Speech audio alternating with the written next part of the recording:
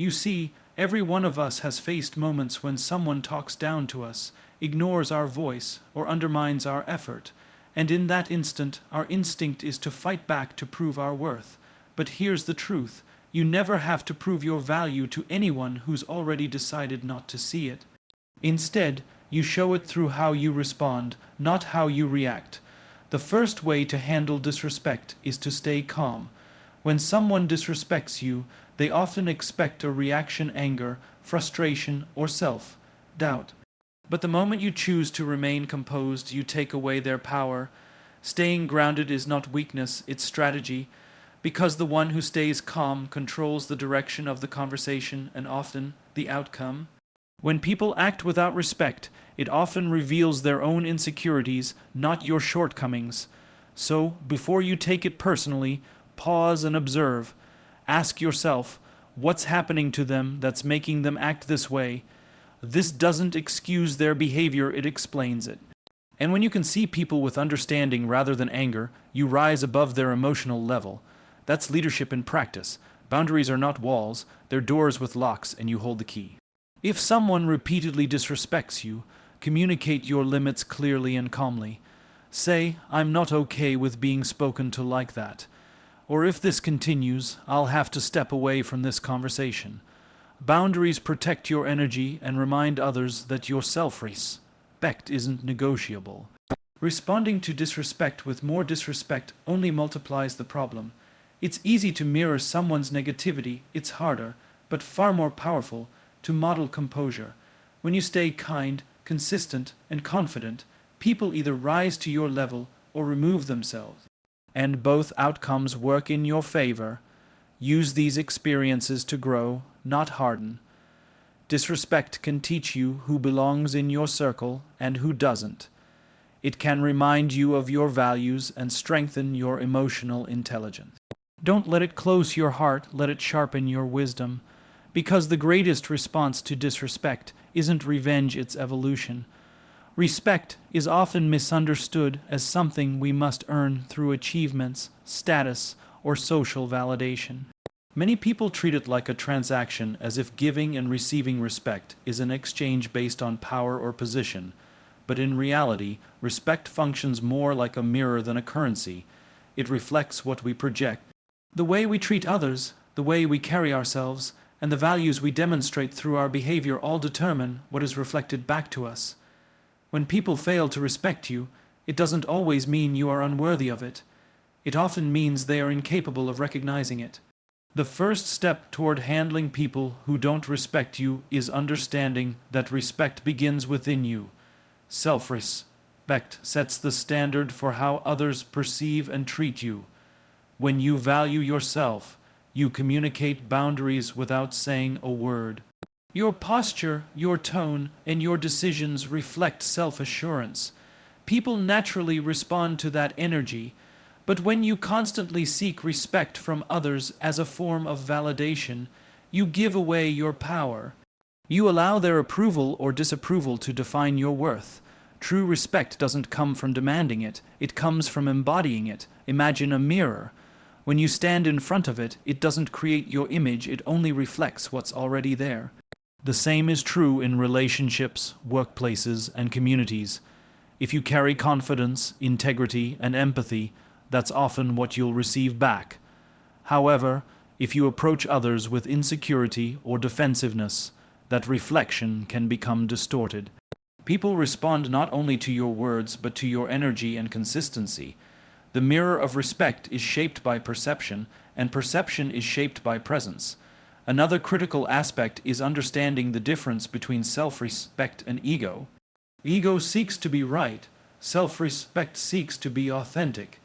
Ego demands recognition. Self-respect expresses quiet confidence.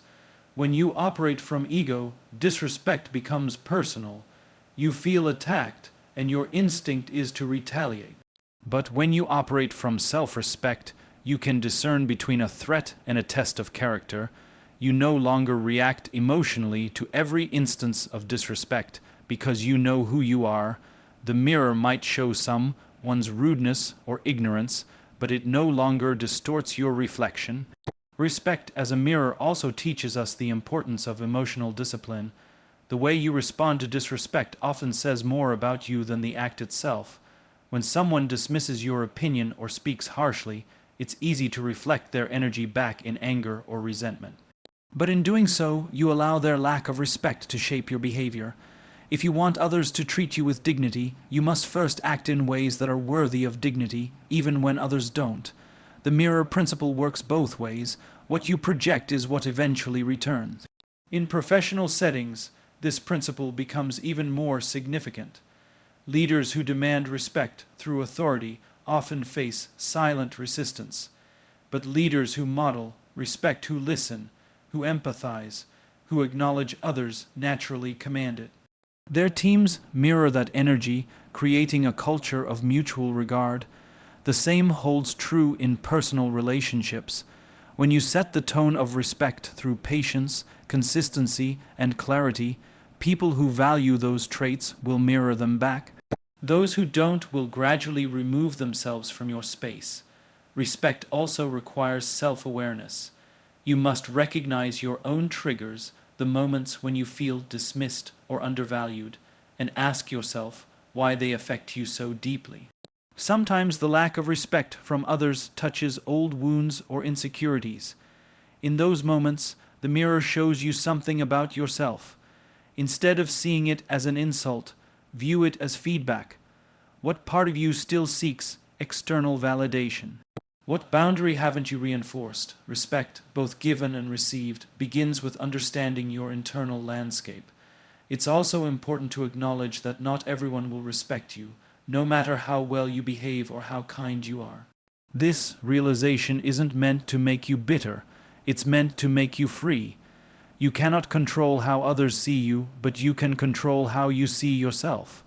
When you operate from self-respect, the disrespect of others becomes background noise, unpleasant but irrelevant. Your reflection remains intact. Living by the mirror principle of respect means holding yourself to the same standard you expect from others. If you want honesty, practice honesty. If you want kindness, extend kindness. If you want acknowledgement, offer it sincerely. People are more likely to mirror your behavior than obey your demands. Over time, the consistency of your character becomes your loudest statement. Ultimately, respect is not something to chase, it's something to embody. It's the alignment between what you believe about yourself and how you show up in the world. When your internal and external worlds reflect the same truth, respect becomes effortless. Those who see your worth will respond accordingly. Those who don't will reveal more about themselves than about you. The mirror doesn't lie, it only reflects. And when your reflection is rooted in authenticity and self-respect, no act of disrespect can alter it. Emotional control is not about suppressing feelings, it is about mastering them. When people disrespect you, your first impulse might be to defend yourself, argue, or walk away in anger. But emotional control means choosing your response with intention rather than impulse. It is the ability to pause between what happens and what you do next. That pause is where your power lies. People who cannot control their emotions become predictable, and predictable people are easy to manipulate. Emotional control, therefore, is not weakness. It is a form of quiet strength that shapes how others perceive you.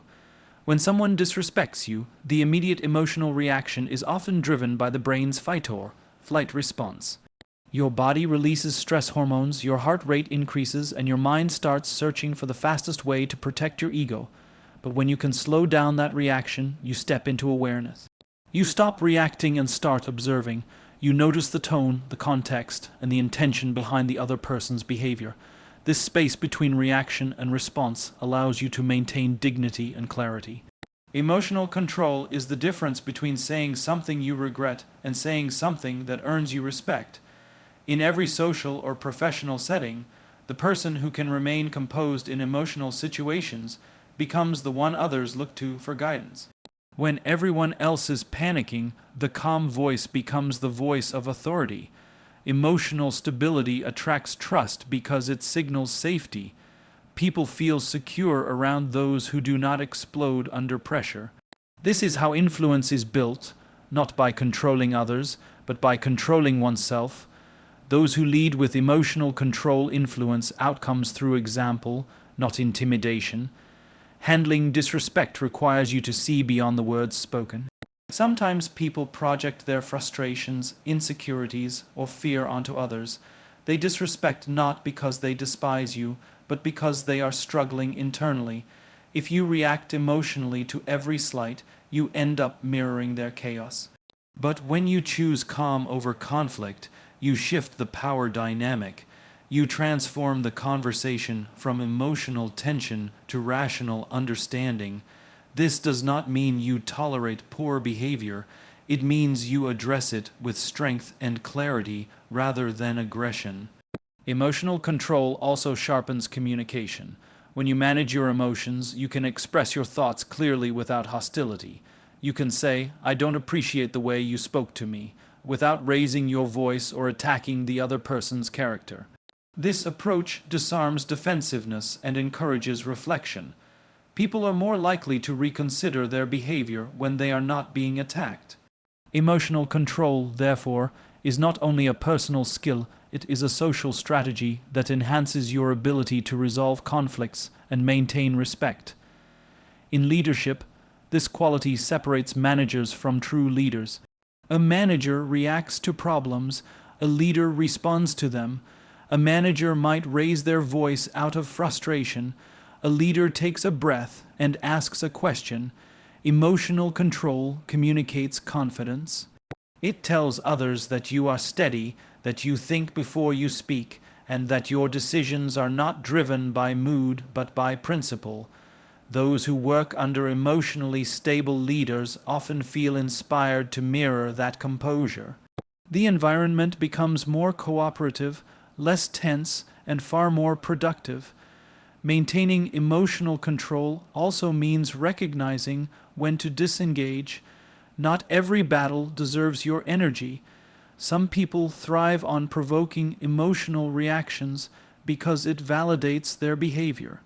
When you refuse to participate in that emotional exchange, you take away their power. Silence in these moments is not surrender, it is strategy. It communicates that your peace is non-negotiable. Emotional control allows you to walk away from disrespect without feeling defeated because you understand that preserving your stability is a form of victory. Practicing emotional control requires self-awareness. You must learn to identify the triggers that disrupt your calm. Maybe it's a certain tone, a dismissive gesture, or being interrupted. Once you recognize your triggers, you can prepare for them. You can create internal scripts, reminding yourself to breathe, to observe, and to choose words that serve your purpose. Over time, this conscious practice becomes natural. Emotional control then evolves from effort into identity. You no longer have to remind yourself to stay calm. You simply are. It is also essential to understand that emotional control does not mean emotional detachment. It doesn't mean you stop feeling hurt, angry, or disappointed. It means you acknowledge those emotions without letting them take command. You can feel anger without becoming angry. You can feel pain without becoming bitter. This distinction is what makes emotional intelligence powerful. It gives you the ability to act with emotional awareness rather than emotional impulsiveness.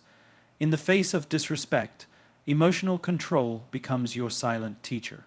It shows others that you will not be swayed by negativity, that you are not reactive but reflective. It signals that your sense of self-worth is internal, not dependent on how others treat you. When people realize that they cannot provoke you, their power over you diminishes. This is how influence is earned, not through dominance, but through discipline. Ultimately, emotional control turns disrespect into an opportunity for growth. It tests your patience, your self-awareness, and your ability to lead yourself first before leading others.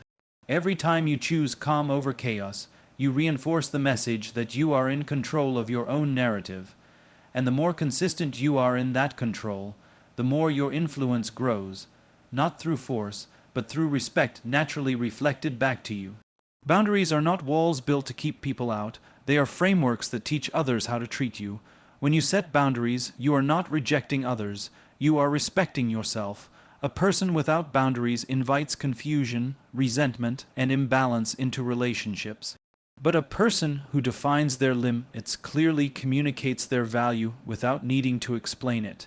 Boundaries are less about controlling other people and more about managing your own space, energy, and emotional well-being.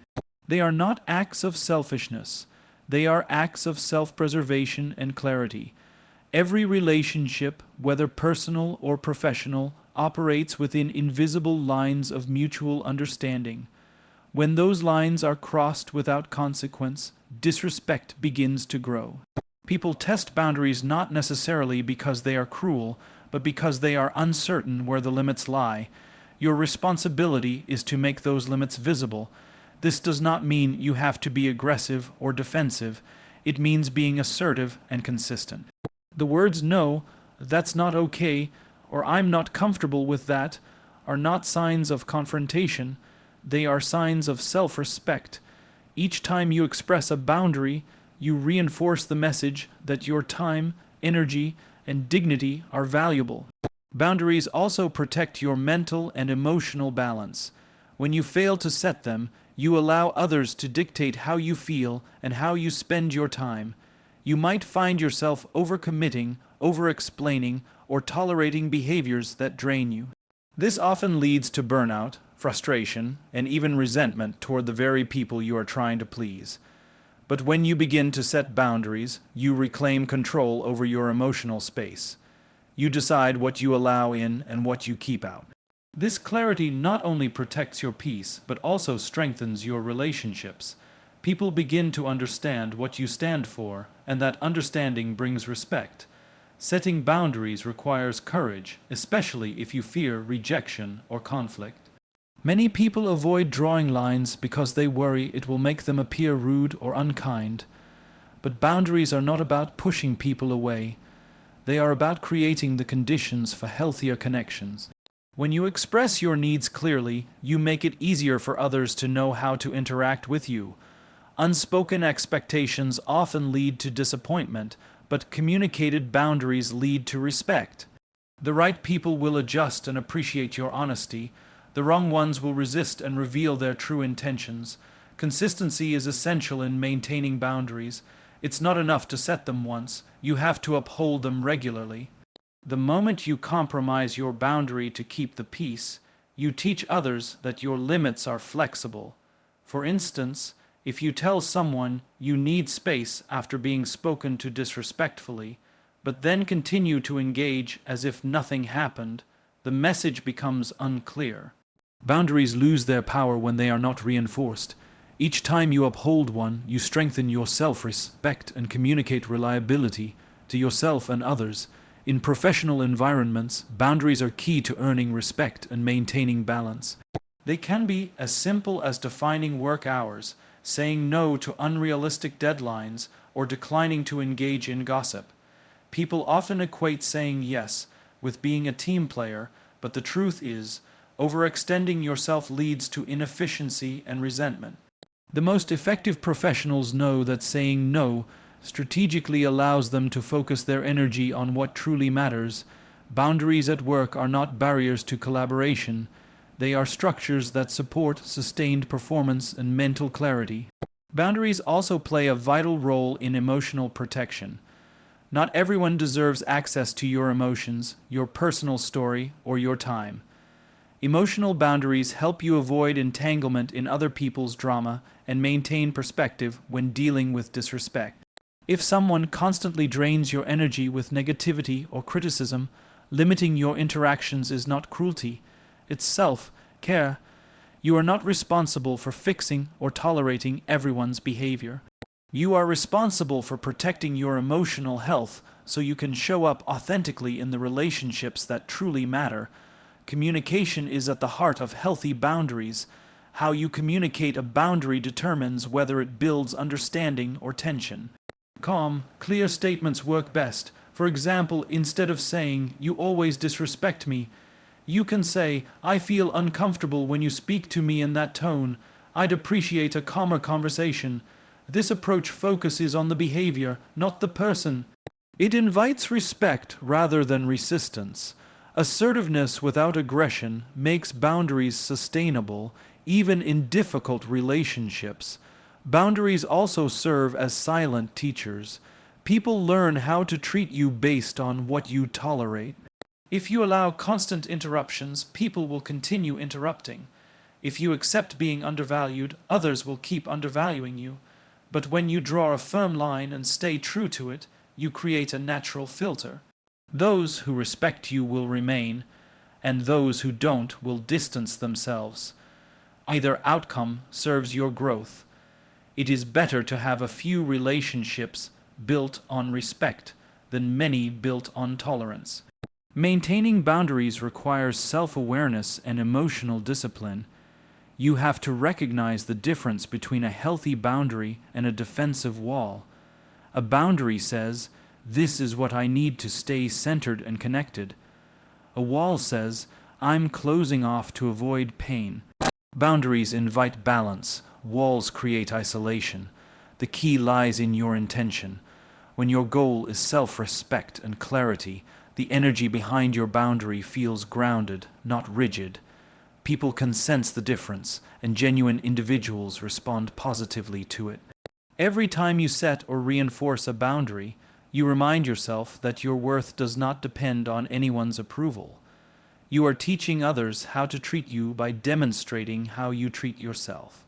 Boundaries are the language of self-respect, spoken through action, not justification. When you hold them with confidence and consistency, you create relationships grounded in clarity, equality, and mutual regard. When someone disrespects you, the natural human instinct is to retaliate. It feels satisfying in the moment to say something sharp, to defend yourself, to show that you won't be walked over. But retaliation, no matter how justified it seems, rarely brings growth or peace. It might win you the argument, but it often costs you clarity, composure, and sometimes relationships. Choosing transformation over retaliation means using disrespect as a catalyst for personal growth rather than a trigger for revenge. It shifts the focus from controlling others to mastering yourself. Transformation begins with awareness. When you face disrespect, it's not just about what was said or done, it's about what it awakens within you. Each moment of conflict reveals a part of yourself that still needs strengthening. If someone's words easily disturb your peace, that reaction becomes a signal pointing to where you need healing or confidence. Instead of thinking, "How dare they treat me like that?" ask, "Why does this affect me so deeply?" This mindset doesn't excuse the other person's behavior, but it empowers you to learn from it. Transformation is internal. It's about shifting perception before shifting circumstances. Choosing transformation over retaliation also means breaking cycles of negativity. When disrespect meets disrespect, the result is escalation. Both people leave the interaction with bruised egos and no resolution. But when disrespect meets discipline, something powerful happens. The energy changes. Your calm response exposes the other person's behavior without you having to prove anything. They are left to face their own reflection while you preserve your integrity. The person who keeps their composure, even when provoked, demonstrates true leadership. Transformation is not about winning the moment, it's about shaping the future in every setting, personal, professional, or social. Your reactions become your reputation. People may forget the words exchanged, but they always remember how you made them feel. When you retaliate with anger, you feed tension. When you respond with wisdom, you inspire respect. This doesn't mean allowing others to mistreat you. It means responding in a way that reflects your principles, not your pain. The most powerful statement you can make against disrespect is to rise above it with grace. This type of restraint is not passivity, it is power in motion. Transformation requires emotional intelligence. It asks you to understand not only your emotions, but also the emotions of others. Disrespectful behavior often stems from insecurity, fear, or lack of awareness. When you recognize this, you stop taking it personally. You begin to see that the way people treat you is a reflection of their inner world, not your worth. This understanding gives you freedom, the freedom to stay kind in a world that tests your patience, and the freedom to stay authentic even when others are not. You stop reacting to their chaos and start responding from your calm. When faced with disrespect, transformation also means choosing growth-minded actions. You can use the experience to build better communication, strengthen your confidence, or reevaluate the relationships around you. For instance, if a colleague constantly undermines you instead of retaliating, you can focus on improving your skills, documenting your achievements, and communicating assertively with professionalism. Over time, your consistent performance becomes undeniable proof of your value. Retaliation speaks for your ego, transformation speaks for your character. Transformation also involves forgiveness not for others, but for yourself. Holding on to resentment keeps you anchored to the moment of disrespect. It replays in your mind, draining your energy and clouding your judgment. Forgiveness doesn't mean accepting what happened as right. It means deciding that it no longer deserves your attention. By releasing resentment, you make space for growth, creativity, and peace. Every moment you choose to let go, you regain emotional freedom. That freedom becomes your quiet form of victory. In leadership, the difference between retaliation and transformation defines credibility. A leader who reacts impulsively to criticism loses trust, but a leader who transforms tension into teachable moments earns respect. Imagine a situation where a team member publicly challenges your authority. Retaliation might silence them for the moment, but transformation, acknowledging their perspective, redirecting the conversation, and reinforcing unity, builds lasting influence. True authority is measured not by how much power you exert, but by how much emotional strength you maintain when that power is tested. Transformation over retaliation also protects your energy. Retaliation consumes focus and breeds negativity. Transformation creates clarity and renewal. It teaches you to invest energy in personal development rather than emotional conflict. Instead of replaying disrespectful encounters in your mind, you can channel that energy into self-improvement, treating, reflecting, or refining your goals. Every act of growth turns a negative experience into fuel for something meaningful. The moment you stop reacting to others and start investing in yourself, you move from being a victim of circumstance to a creator of change. Transformation is not about denying your emotions, it's about directing them. Anger, when controlled, can become motivation. Disappointment can become discernment. Pain can become purpose.